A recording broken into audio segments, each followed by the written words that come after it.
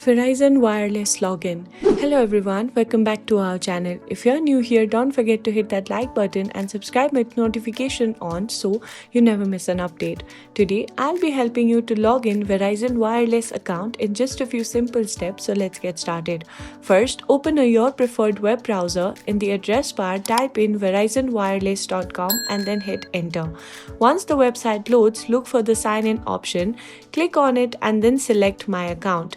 Now you will be taken to the login page. Here you can enter your user ID or your Verizon mobile number, whichever you used when you created your account. Don't forget to enter your password as well. After entering your credentials, you need to click on the sign in button. If everything is correct, you should be logged into your Verizon account. And that's it, you are now logged in to your Verizon Wireless account. If you found this video helpful, please give it a thumbs up, subscribe and let us know in the comment what type of video we should make next.